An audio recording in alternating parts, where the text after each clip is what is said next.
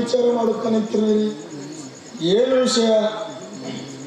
ಏನು ಹೇಳಲಿ ಶಿವರಾಜ, ನನ್ನ ಜೀವನದಲ್ಲಿ ಈಗ ಸುಖ ಶಾಂತಿ ನೆಮ್ಮದಿ ಇಲ್ಲದಂತಾಗಿದೆ. ದುಃಖದಲ್ಲಿ ನನ್ನ ಮನಸ್ಸಿನ ಶಾಂತಿಯನ್ನು ಕದಡಿದೆ. ಎಂದು ಪರ ಹೆಣ್ಣನ್ನು ಕಣ್ಣೆತ್ತಿ ನೋಡದ ನಾನು ಆ ಸುಧಾಳನ್ನು ಕಂಡು ಅವಳ ನಡೆನುಡಿಗೆ ಮನಸ್ಸೋತಿ ಅವಳೊಂದಿಗೆ ಮದುವೆ ಆಗುವಂತೆ ಸುಧಾಳ್ ಕೂಡ ಮದುವೆ ಆಗಲು ಒಪ್ಪಿದಳು. ಆದರೆ ಆ ಪೂಜಾರಿ ಅಂದರೆ ಸಾಕು ತಂದೆ ನಮ್ಮ ಮದುವೆ ಒಪ್ಪುತ್ತಿಲ್ಲ.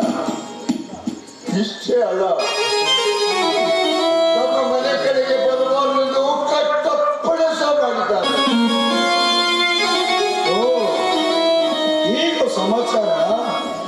ಇದರಲ್ಲಿ ಪೂಜಾರಿನೇ ಏನೋ ಕುತಂತ್ರ ಇರಬಹುದು, ಯಾವುದಾದರೂ ಸ್ವಾರ್ಥ ಇರಬಹುದು.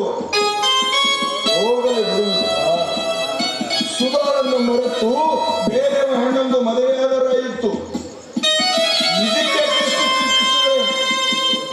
ನೀನು ಅಂದರೆ ಎಂತೆಂಥ ಶ್ರೀಮಂತರು ಕೂಡ ನಾ ಮುಂದೆ ತಾಮುಂದೆಂದು ನಿನ್ನ ಮನೆಯ ಮುಂದೆ ಬಂದು ನಿಲ್ಲುತ್ತಾರೆ.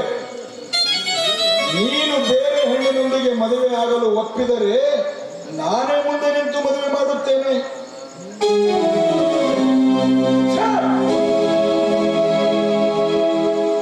ನನಗೆ ಹೆಣ್ಣು ಹುಡುಕುವುದು ಬೇಡ, ನನ್ನ ಮದುವೆ ಮಾಡಿಸುವುದು ಬೇಡ. ಅಷ್ಟು ಪ್ರಸಿದ್ಧಿ ನಿನ್ನದು.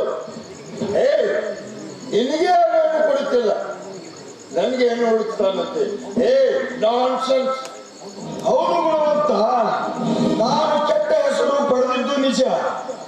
ನಾನೊಬ್ಬ ಕುಡುಕ, ಸ್ತ್ರೀ ಅಪ್ಪುಟ್ಟ ಅನ್ನುವುದು ಸತ್ಯ. ಆದರೆ ನಾನು ಈಗ ಪೂರ್ಣ ಬದಲಾಗಲು ನಿಶ್ಚಯಿಸಿದ್ದೇನೆ. ನನ್ನ ಎಲ್ಲ ದುರ್ಗುಣಗಳನ್ನು ಬಿಟ್ಟು ಬಿಡಲು ಒಳ್ಳೆಯವನಾಗಲು ಪ್ರಯತ್ನಿಸುತ್ತಿದ್ದೇನೆ. ಯಾಕೆ? ಕೆಟ್ಟವರು ತಮ್ಮ ನಡತೆಯನ್ನು ಬಿಟ್ಟು ಒಳ್ಳೆಯವರಾಗಿ ಬದುಕಬಾರದೆ? ರಾಮಾಯಣ ಬರೆದ ವಾಲ್ಮೀಕಿಯು ಮೊದಲು ಏನಾಗಿದೆ ಎಂಬುದು ನಿನಗೂ ಗೊತ್ತಿದೆ. ಹೇಳು ಗೆಳೆಯ. ಮಾಡಿದ ಪಾಪ ಕೃತ್ಯಗಳಿಗೆ ಪಶ್ಚಾತ್ತಾಪ ಪಟ್ಟಿ ನೀತಿವಂತರಾಗಲು ಸಾಧ್ಯ. ಪರಿವರ್ತನೆ ಆಗಲು ನಿನ್ನ ಮನಸ್ಸನ್ನು ಬಿಚ್ಚಿದವರು ಬೇರೆ ಯಾರು ಅಲ್ಲ, ನನ್ನ ತಂಗಿ ವಿಮಲನ ಕಾರಣ. ನಿಜವೇ? ನಿಜ. ಅವಳ ಸಲಹೆ, ಹಿತೋಪದೇಶ ಹಾಗೂ ವಂಚಿಕೆಯಿಂದಲೇ ನಾನು ಮನ ಪರಿವರ್ತನೆಗೆ ಸಿದ್ಧನಾದೆ. ಆಕೆ ನಾನು ಮಾಡಿದ ಪಾಪ ಕರ್ತಗಳೆಲ್ಲ ಆಧಾರ ಸಹಿತ ನಮಗೆ ಎಚ್ಚರಿಸಿದಲ್ಲ ಅಲ್ಲದೆ ಒಂದು ವೇಳೆ ಬದಲಾಗದಿದ್ದರೆ ಪೊಲೀಸರಿಗೆ ಹೇಳಿ ದಾಖಲೆಗಳೊಂದಿಗೆ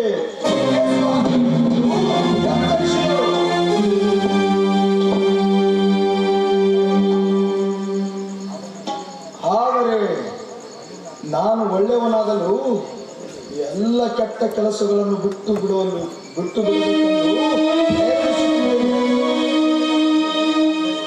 ಆದರೆ ಇತರರಂತೆ ನಾನು ಒಳ್ಳೆಯವನಾಗಬೇಕೆಂದು ಇಚ್ಛೇದಿಸಿದ್ದೇನೆ.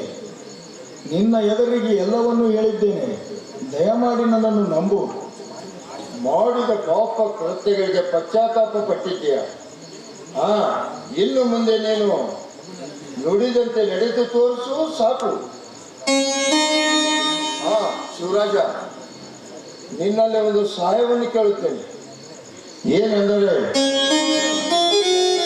ಗುರು ಹಿರಿಯರನ್ನು ಕರೆದುಕೊಂಡು ಆ ಪೂಜಾರಿ ಮನೆಗೆ ಹೋಗಿ ಅವರದರ ಸಾಕ್ಷಿಯನ್ನಾಗಿಸಿ ಸುಧಾರಕರಿಗೆ ತೋರಿ ಕಟ್ಟುತ್ತೇನೆಂದು ಆ ಪೂಜಾರಿಗೆ ಸವಾಲು ಹಾಕಿದ್ದೆ.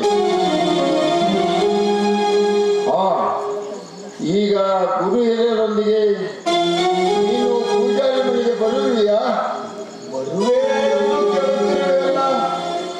ಬಾ ಎಂದು ಹೇಳು ಹುಚ್ಚ. ನಾನು ಬಂದೇ ಬರುತ್ತೇನೆ. ಈ ಒಳ್ಳೆ ಕಾರ್ಯಕ್ಕಾಗಿ ಬಂದೇ ಬರುತ್ತೇನೆ. ಆಯ್ತೆ? ಆಯ್ತು, ನಡೆ ಹೋಗೋಣ.